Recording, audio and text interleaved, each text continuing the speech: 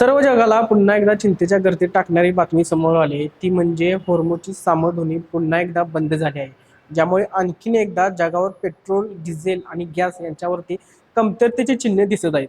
आजच्या व्हिडिओमधून आपण जाणून घेणार आहोत इराणने स्टेट ऑफ हॉर्मुझ का बंद केले आणि या मागचं नेमकं राजकारण काय आहे हे देखील आपण या व्हिडिओमधून समजून घेणार आहोत.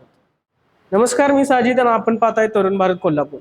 जसे की आपल्या सगळ्यांना माहिती आहे की 1 ते 2 महिने झालेत अजून सुद्धा युद्ध काही थांबण्याचे नाव घेत नाही. यामध्ये आपल्याला माहिती आहे की शस्त्रसंधी झाली, त्यानंतर पाकिस्तानच्या इस्लामाबादमध्ये इराण आणि अमेरिका यांच्यात 21 ते 22 तास चर्चा झाली. ती चर्चा सुद्धा निष्पन्न ठरली. पण आता इराणने आणखीन एक जगाला टेन्शनमध्ये टाकणारी बातमी समोर आणली, ती म्हणजे स्टेट ऑफ हॉर्मुझ बंद करण्यात आला आहे.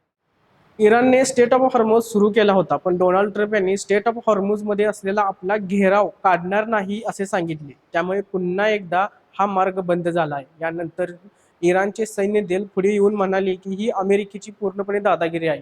लढाऊ जहाजे, विमाने मोठ्या प्रमाणावर त्यांनी तैनात केली आहेत. पण डोनाल्ड ट्रम्प यांच्यामुळे पुन्हा एकदा जगाला अडचणीचा सामना करावा लागणार आहे. डोनाल्ड ट्रम्प यांच्याकडून इराणच्या बंदरावरती ये जा करणाऱ्या जहाजांची नाकेबंदी केली जाते.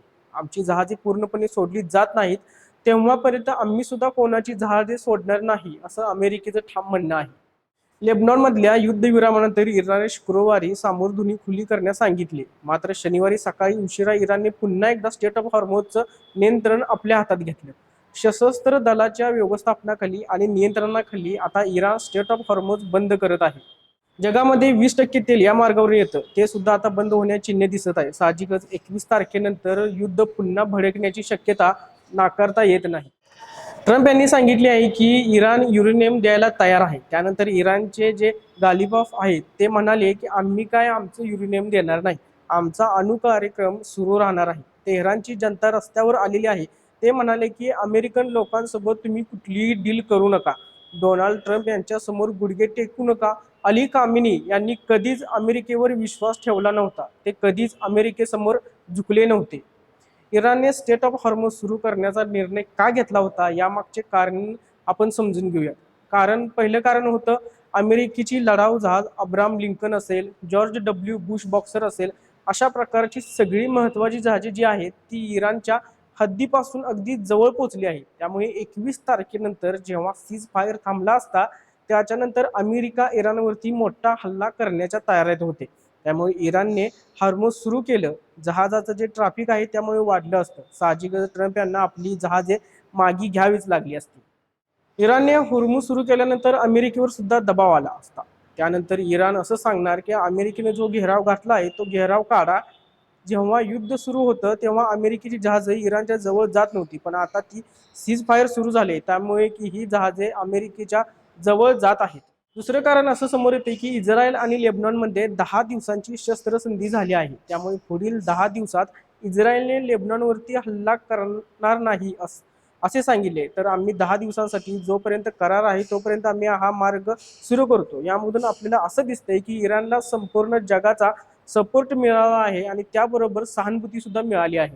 दुसरीकडे ट्रम्प आणि नेतन्याहू यांच्यासोबत कोणी नाही. अनेक देश इराणचे आभार मानतात की स्टेट ऑफ हॉर्मुझ सुरू केला आहे, पण डोनाल्ड ट्रम्प यांच्यामुळे आज पुन्हा एकदा हा मार्ग बंद झाला आहे.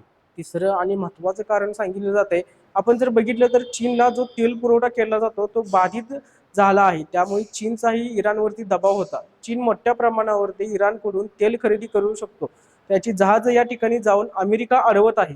जर आमची जहाजे जाऊ देत नाही तर आम्ही कोणाचीही जाऊ देणार नाही, असं अमेरिकेचं ठाम म्हणणं आहे. या सगळ्या भावनेतून पुन्हा एकदा हा मार्ग बंद करण्याचा कठोर निर्णय घेतला गेला आहे. आता 21 तारखेला इस्लामाबादमध्ये आणखी एकदा इराणने अमेरिका यांच्यामध्ये चर्चा होणार आहे आणि सीज फायर संपणार आहे. सीज फायर संपल्यानंतर पुढे काय होणार याची सर्वांना प्रतीक्षा लागलेलीच आहे. पण पुन्हा एकदा हे युद्ध सुरू झाल्यावर जगावर आर्थिक मंदीचे सावट आणखीन वाढणार आहे. कारण हे जे 20% तेल पुरवठा या मार्गावरून होतो तो आता बंद होण्याची शक्यता नाकारता येत नाही. त्यामुळे लोकांना आता आणखीन एकदा गॅसच्या आणि पेट्रोलच्या डिझेलच्या रांगेमध्ये उभा राहण्याची वेळ निश्चित येणार आहे. इराणने हा जो मार्ग बंद केला आहे त्याबद्दल तुम्हाला काय वाटते हे आम्हाला कमेंट सेक्शनमध्ये नक्की सांगा. अशाच नवीन नवीन आणि ट्रेंडिंग व्हिडिओसाठी तरुण भारतच्या यूट्यूब, इंस्टाग्राम, फेसबुकला फॉलो करायला विसरू नका.